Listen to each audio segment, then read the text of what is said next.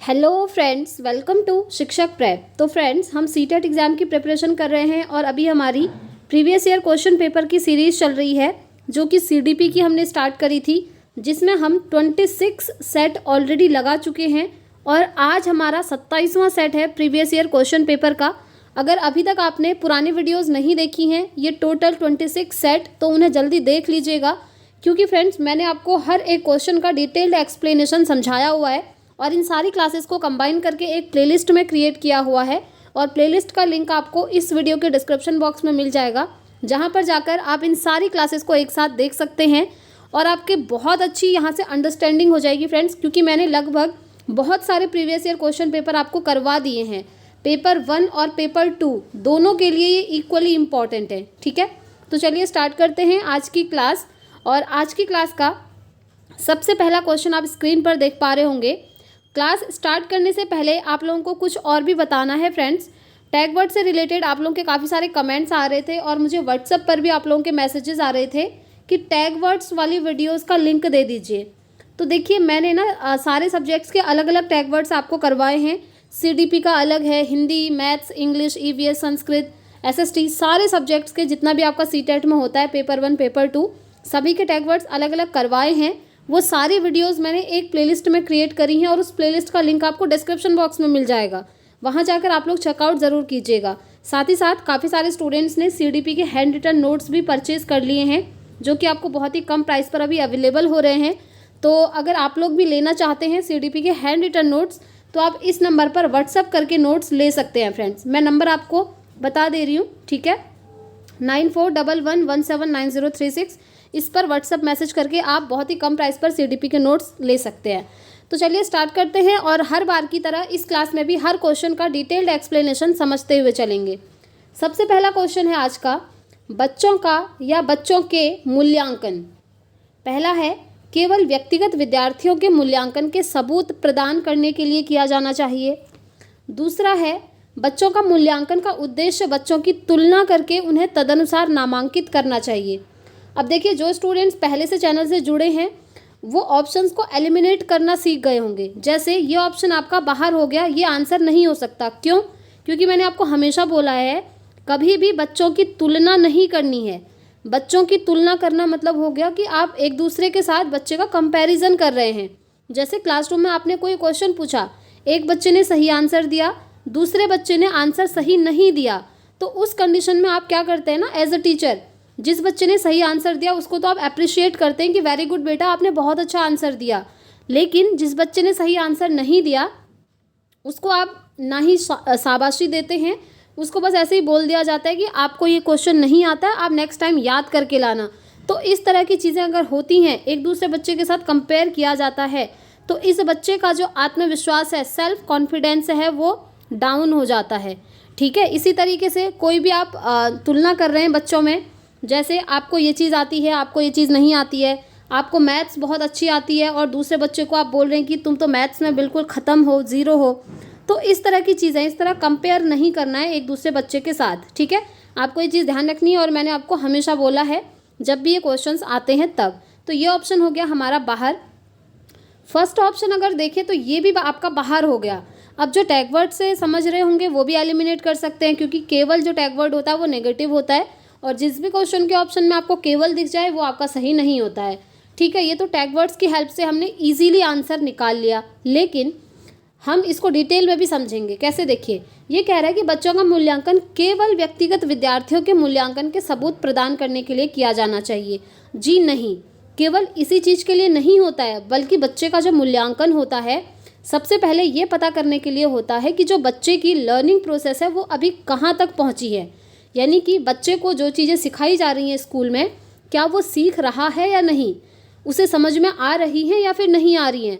अगर आ रही हैं तो अच्छी बात है, नहीं आ रही हैं तो उसमें सुधार किया जाता है। ठीक है, तो मूल्यांकन करने का उद्देश्य ये नहीं होता है कि आप किसी बच्चे को पास फेल कर दोगे, ये चीज़ें ध्यान रखिएगा। थर्ड है, निष्पक्ष पेपर पेंसिल परीक्षा द्वारा केवल वर्ष के अंत में किया जाना चाहिए। जी नहीं, वर्ष के अंत में पेपर पेंसिल परीक्षा लेकर के आप अगर बच्चे का मूल्यांकन करेंगे तो इसमें 2 ही चीज़ होती हैं, या तो बच्चा पास हो जाएगा या तो बच्चा फेल होगा। क्योंकि वर्ष के अंत में जो एग्ज़ाम लिया जाता है उसका रिपोर्ट कार्ड मिलता है, आप जानते ही हैं, आप लोगों को भी मिला होगा। उस रिपोर्ट कार्ड में सीधे सीधे आपके हर सब्जेक्ट के मार्क्स लिखे होते हैं, ठीक है, और जो पास हुआ होगा उसको पास लिखा होता है, जो पास नहीं हुआ है उसके रिपोर्ट कार्ड में फेल लिखा होता है। तो बच्चे का मूल्यांकन इस तरीके से नहीं करना है, बल्कि बच्चे का मूल्यांकन साल में आप कई बार कर सकते हैं। जैसे हमारे यूनिट टेस्ट होते थे ना, यूनिट टेस्ट क्या होते हैं, जैसे कुछ यूनिट्स पढ़ाई फिर उनका टेस्ट ले लिया, फिर कुछ यूनिट्स पढ़ाई, यूनिट्स को आप चैप्टर्स मान सकते हैं, ठीक है, चैप्टर वही होता है यूनिट टेस्ट। तो जैसे आपने 2 चैप्टर कराए तो उसका आप टेस्ट ले लीजिए, फिर आपने 2 चैप्टर कराए उसका टेस्ट लीजिए। इससे क्या होगा, बच्चे की अधिगम प्रोसेस जो है यानी कि लर्निंग प्रोसेस बहुत ही बेहतर होगी और आपको पता चल पाएगा कि बच्चा सीख रहा है या फिर नहीं सीख रहा है। अब देखिए लास्ट में केवल वर्ष के अंत में आप एग्ज़ाम लेंगे तो आपको ये थोड़ी पता चलेगा कि बच्चे को क्या चीज़ें आती थी, बच्चा फेल किन रीज़नों से हुआ, वो रीज़न आप नहीं समझ पाएंगे, है ना। और अगर बाद में आपको रीज़न पता भी चल रहे हैं तो फिर आप क्या ही कर लेंगे, बच्चा तो फेल हो चुका है। तो ये चीज़ें नहीं करनी है। जो आपका मूल्यांकन होता है वो साल में कई बार किया जाता है। तो ये तीनों ऑप्शन हमारे एलिमिनेट हो गए, बाहर हो गए। अब बचा हुआ 4th ऑप्शन, यही यहाँ पर सही होगा। देखिए, बच्चों का मूल्यांकन गतिक होना चाहिए उन कौशलों की पहचान करने के लिए जो बच्चे में मौजूद हैं और सीखने के वह कौशल जिनकी उसमें क्षमता है। आई होप आप लोग समझ रहे होंगे। जो मूल्यांकन होता है वो कैसा होना चाहिए, गतिक होना चाहिए, और बच्चे के अंदर जो स्किल्स हैं, ठीक है, यानी कि जो कौशल हैं उनकी पहचान करना मूल्यांकन के थ्रू, जो कि बच्चे के अंदर खुद से मौजूद हैं, यानी कि बच्चे को क्या चीज़ें आती हैं, क्या चीज़ें नहीं आती हैं, उनकी स्किल किस चीज़ में बेहतर है, उनकी एबिलिटी किस लेवल तक की है, ये सारी चीज़ें चेक करना मूल्यांकन का ही एक काम होता है, ठीक है। तो 4th ऑप्शन इसका राइट आंसर हो जाएगा। आगे बढ़ते हैं, नेक्स्ट क्वेश्चन देखिए। नेक्स्ट क्वेश्चन है, सवाल पूछने के संदर्भ में निम्नलिखित में से कौन सा कथन सही है। पहला है, कक्षा में प्रश्न पूछने का प्रमुख उद्देश्य बच्चों को जांचना है। बताइए, क्या क्लासरूम में जो क्वेश्चन करते हैं टीचर, उनका उद्देश्य सिर्फ ये होता है कि वो बच्चों को जांचेंगे। दूसरा है, कक्षा में केवल शिक्षक ही प्रश्न पूछ सकते हैं। ऐसा कब से होने लगा भाई, क्लासरूम में शिक्षक ही थोड़ी प्रश्न पूछेंगे, प्रश्न तो पूछेंगे विद्यार्थी भी। शिक्षक ने जो पढ़ाया उससे रिलेटेड क्वेश्चन तो वो विद्यार्थियों से पूछेंगे, ठीक है, लेकिन विद्यार्थियों को जो चीज़ समझ में नहीं आ रही है वो भी तो शिक्षक से क्वेश्चन करेंगे, सीधी सी बात है।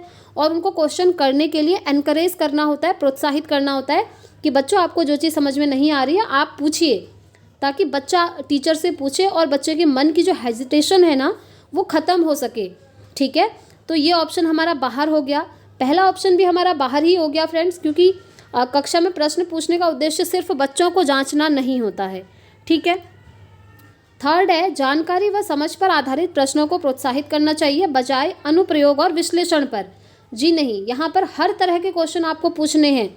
जानकारी और समझ पर आधारित तो पूछेंगे ही पूछेंगे, साथ में अनुप्रयोग और विश्लेषण पर आधारित क्वेश्चन भी पूछने होंगे, ठीक है। जैसे एक्सपेरिमेंट्स वगैरह होते हैं, जैसे भारत की राजधानी क्या है, न्यू दिल्ली है, न्यू दिल्ली है तो क्यों है बताइए, बच्चा विश्लेषण करेगा, अलग अलग दिशाओं में सोचेगा कि इसका रीज़न क्या हो सकता है।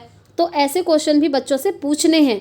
तो ये ऑप्शन बाहर हो गया क्योंकि यहाँ पर लिखा है बजाय अनुप्रयोग और विश्लेषण के, ठीक है। 4th ऑप्शन इसका राइट होगा कि जो सवाल पूछने के संदर्भ में ये सही है कि शिक्षकों को कक्षा में प्रश्न पूछकर संज्ञानात्मक द्वंद्व पैदा करना चाहिए जिससे सीखने को सुसाधित किया जा सके। देखिए ध्यान से सुनिएगा, अब आप में से काफ़ी सारे लोग ये कह रहे होंगे कि बच्चों के मन में संज्ञानात्मक द्वंद्व क्यों पैदा करना, द्वंद्व पैदा करना तो एक क्वेश्चन मार्क हो गया है ना, लेकिन ये एक पॉजिटिव चीज़ है। यहाँ पर प्रश्न पूछने के संदर्भ में आपको समझना पड़ेगा कि ये किस संदर्भ में हो रहा है, इसका कॉन्टेक्स्ट क्या है, ठीक है। क्योंकि देखिए जैसे टीचर ने बच्चों को कुछ पढ़ाया, उसके बाद टीचर ने क्या करना है, बच्चों से क्वेश्चन करना है। इस तरीके से क्वेश्चन करना है कि बच्चों में संज्ञानात्मक द्वंद्व पैदा हो। सबसे पहले तो आप ये समझिए कि संज्ञानात्मक मतलब होता है दिमाग। जहाँ भी आपको संज्ञान वर्ड मिल जाए ना, कॉग्निशन वर्ड मिल जाए, आपका सीधे आपको मन में आना चाहिए कि ये हमारे दिमाग से कनेक्टेड है, हमारे ब्रेन से कनेक्टेड है, ठीक है। तो शिक्षक को ऐसे प्रश्न पूछने हैं कि बच्चा जो है दिमाग लगाए, अलग अलग दिशाओं में सोचे। जैसे एक तो सिंपल क्वेश्चन होता है कि भारत की राजधानी क्या है, बच्चा बोल देगा न्यू दिल्ली है। वहीं पर एक क्वेश्चन आप कर सकते हैं कि भारत की राजधानी न्यू दिल्ली क्यों रखी गई होगी। तो वहाँ पर क्या होगा, बच्चे के दिमाग में द्वंद्व पैदा हो जाएगा इससे क्या होगा, सीखने को सुसाधित किया जाएगा। सुसाधित यानी कि सीखना और भी अधिक प्रभावी होगा, क्योंकि बच्चा दिमाग लगाएगा कि अरे भारत की राजधानी न्यू दिल्ली क्यों हुई होगी, अलग अलग दिशाओं में सोचेगा। कोई बच्चा कुछ आंसर देगा, कोई बच्चा कुछ और आंसर देगा। तो इस तरीके से क्या होगा, वो अपना अपना दिमाग लगाएंगे। ठीक है, तो फोर्थ ऑप्शन ही इस क्वेश्चन का राइट आंसर होगा। आगे बढ़ते हैं, नेक्स्ट क्वेश्चन देखिए। निम्नलिखित में से कौन सा किसी व्यक्ति के चलने फिरने और संतुलन व मुद्रा बनाए रखने की क्षमता को प्रभावित करता है? पहला है स्वलीनता, दूसरा है प्रमस्तिष्कीय घात, तीसरा है पठन वैकल्य, चौथा है वाक बाधिता। अब देखिए स्वलीनता क्या होती है, ये मैंने आपको करवाया था, जिसे हम ऑटिज्म कहते हैं। ठीक है, ऑटिज्म को आप शॉर्ट में ASD कह देते हैं। ऑटिज्म में क्या होता है, जब किसी बच्चे को ऑटिज्म होता है, ऑटिज्म एक अधिगम विकार है। ठीक है, जब किसी बच्चे को ऑटिज्म होता है, ASD होता है, तो बच्चा जो है कम्युनिकेट नहीं कर पाता है, यानी कि संप्रेषण करने में उसे दिक्कत होती है। वो ज़्यादा सोशल नहीं हो पाता, वो समाज में खुद को समायोजित नहीं कर पाता, वो अकेले रहना पसंद करता है। तो इसको हम कहते हैं स्वलीनता यानी कि ऑटिज्म। ठीक है, बट यहाँ पर तो इस क्वेश्चन में सोसाइटी से रिलेटेड कुछ है ही नहीं, तो ये ऑप्शन तो बाहर। इधर आप देखिए पठन वैकल्य। पठन वैकल्य मतलब होता है जब किसी बच्चे को पढ़ने में प्रॉब्लम आ रही है तो उसके अंदर क्या होता है, पठन वैकल्य होता है। जैसे टीचर ब्लैक बोर्ड में लिखते हैं GOD गॉड, तो बच्चा उसको क्या पढ़ता है पता है, बच्चा उसको पढ़ता है DOG डॉग। इस तरीके से टीचर ने लिखा 9, बच्चा उसको पढ़ेगा 6। तो जब इस तरीके की चीज़ें होती हैं बच्चे के अंदर, तो क्या होता है, बच्चे को जो है पढ़ने में समस्याएं आती हैं और उसको हम कहते हैं पठन वैकल्य। ठीक है, इसीलिए ये ऑप्शन भी बाहर। ये वाला ऑप्शन है फोर्थ, वाक बाधिता। वाक बाधिता क्या होती है, बोलने में दिक्कत होती है जब बच्चे को। ठीक है, तो यहाँ पर बोलने से रिलेटेड भी कुछ नहीं है क्वेश्चन में, तो इसका राइट आंसर क्या होगा, राइट आंसर होगा प्रमस्तिष्कीय घात, यानी कि मस्तिष्क में कोई चोट लगी हो। इसको इस तरीके से भी आप समझ सकते हैं। तो देखिए, व्यक्ति के चलने फिरने और संतुलन बनाए रखने और मुद्रा बनाए रखने की क्षमता को ये प्रभावित करता है, मस्तिष्कीय घात। ठीक है, ये चीज़ आप ध्यान रखेंगे। आगे बढ़ते हैं, नेक्स्ट क्वेश्चन। कैली महोदय द्वारा बुद्धि का जो सिद्धांत प्रतिपादित किया गया वह है। अब ये आपको याद रखना पड़ेगा कि इन्होंने जो बुद्धि का सिद्धांत दिया था वो कौन सा है। पहला है असत्तात्मक सिद्धांत, दूसरा है संघ सत्तात्मक, तीसरा है क्रमिक महत्व का सिद्धांत और चौथा है बहुमानसिक योग्यता का सिद्धांत। तो इसका राइट आंसर होगा बहुमानसिक योग्यता का सिद्धांत, और आपको ये क्वेश्चन एज इट इज़ याद रखना है। ठीक है, चलिए आगे बढ़ते हैं, नेक्स्ट क्वेश्चन।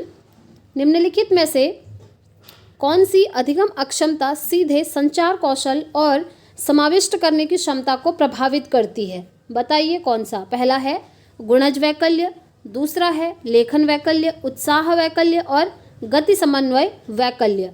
क्वेश्चन आपसे पूछा है कि कौन सी अधिगम अक्षमता सीधे संचार कौशल और समाविष्ट करने की क्षमता।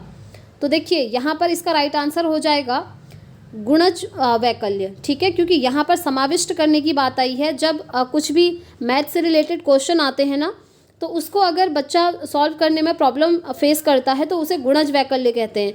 अब यहाँ पर आप लोग कह रहे होंगे कि क्वेश्चन में तो कुछ और ही दिया है, बट यहाँ पर समाविष्ट वाली जो चीज़ लिखी है वो इसी से कनेक्टेड होती है। तो इसका राइट आंसर हो जाएगा ऑप्शन 1। आगे बढ़ते हैं, नेक्स्ट क्वेश्चन देखिए। निम्नलिखित में से कौन सी अधिगम अक्षमता सीधे हाँ ये तो हमने कर लिया है। ठीक है, 2 बार आ गया। नेक्स्ट क्वेश्चन, शिक्षा मनोविज्ञान के ज्ञान की शिक्षक को मुख्यतः आवश्यकता होती है किस चीज़ के लिए? शिक्षा मनोविज्ञान आप जानते हैं ना, चाइल्ड साइकोलॉजी, इसका नॉलेज टीचर को होना चाहिए। क्यों होना चाहिए, इसकी क्या आवश्यकता होती है, ये आपसे पूछा है। पहला है बालक की बुद्धिलब्धि की गणना करने में, बुद्धिलब्धि यानी कि IQ, इंटेलिजेंस कोशेंट।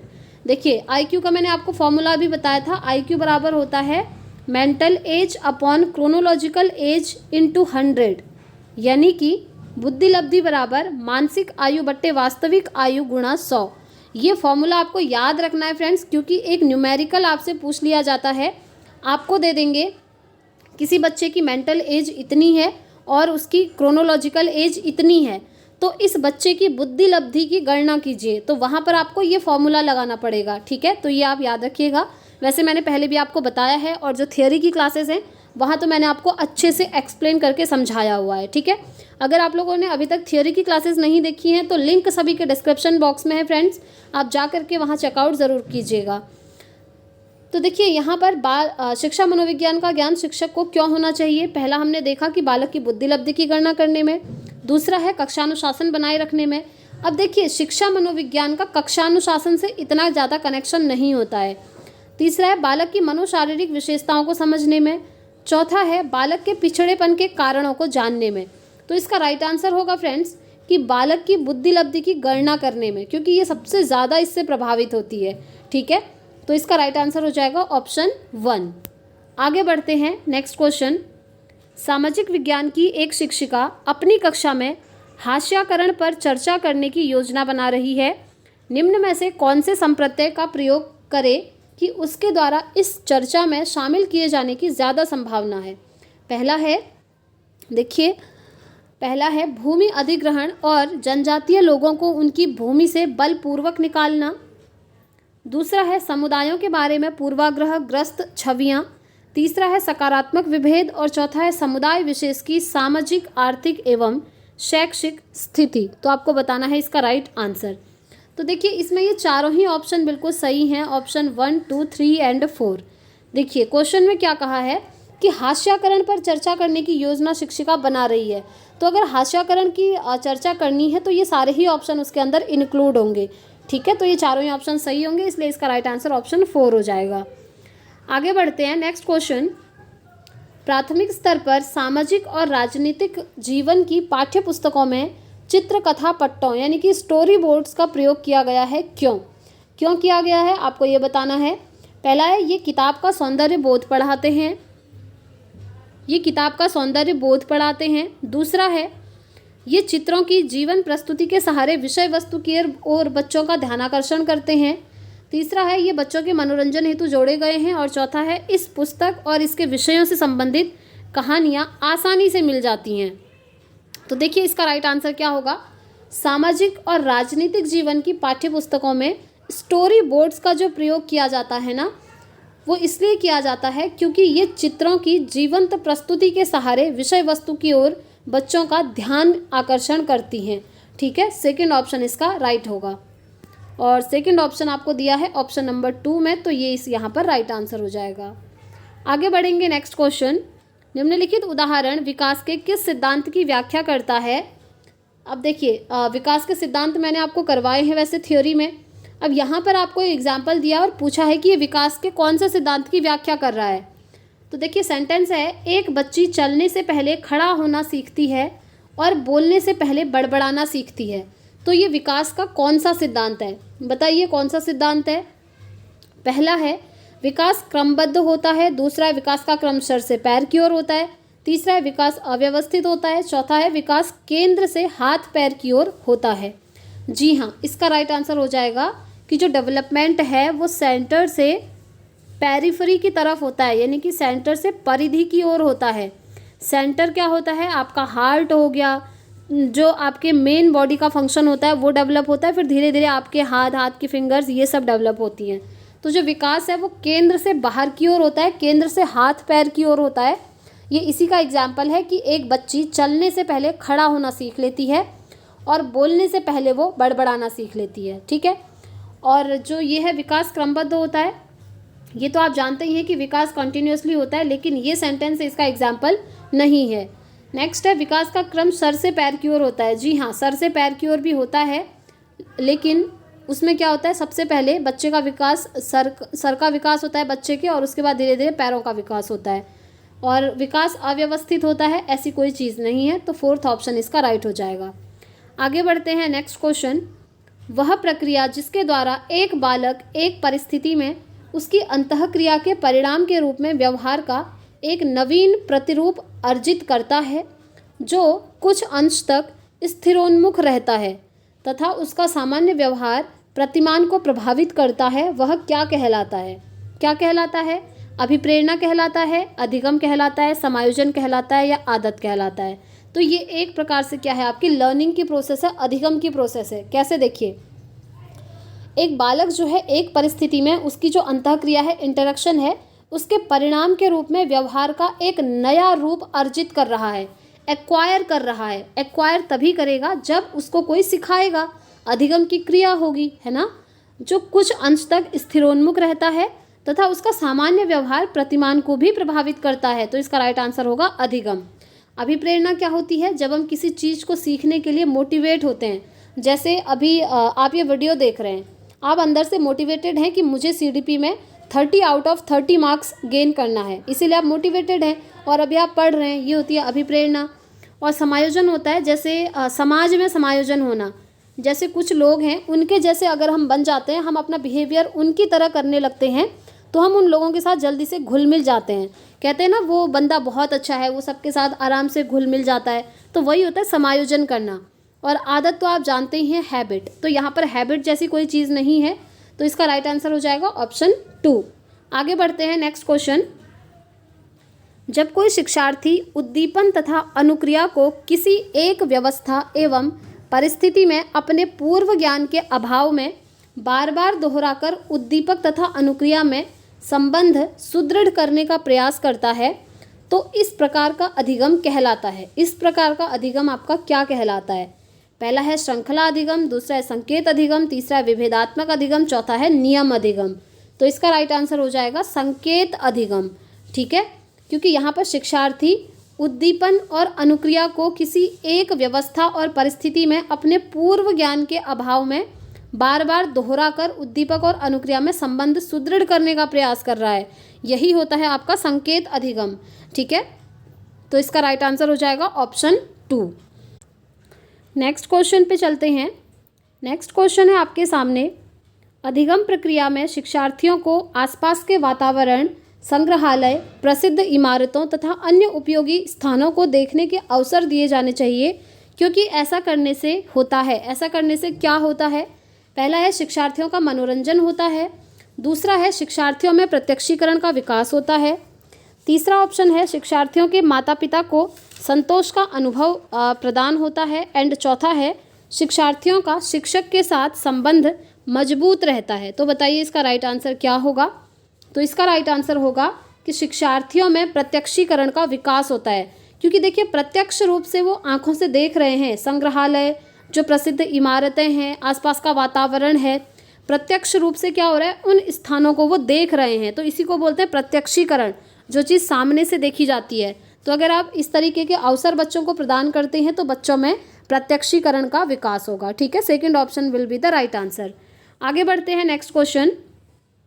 जीन पियाजे रचनावाद प्रस्तावित करता है कि बच्चे संज्ञानात्मक विकास के 4 चरणों में मुख्यतः किस प्रकार प्रगति करते हैं। आप जानते ही हैं जीन पियाजे ने जो विकास है यानी कि डेवलपमेंट है उसकी 4 स्टेजेस बताई थी, 4 चरण बताए थे।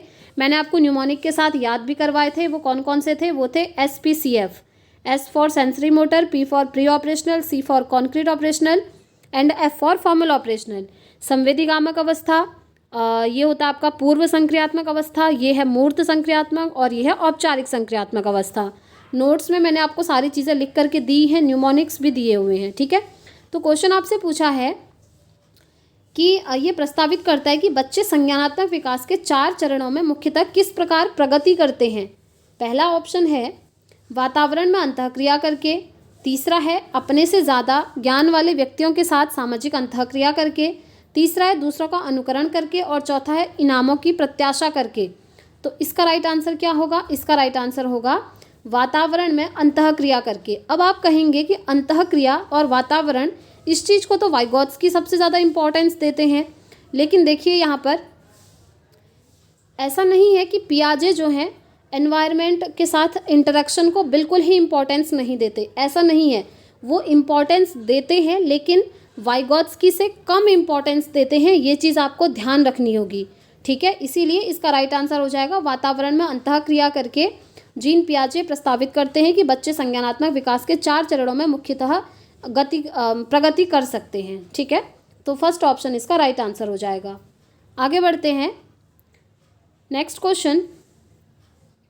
यह सिद्धांत कि संवेग तथा उससे जुड़ी हुई स्वतः चालित स्नायु मंडल की सहानुभूतिक क्रिया प्राणी को आपातकालियों के लिए तैयार करती है, किसके नाम के साथ जुड़ा हुआ है ये चीज़?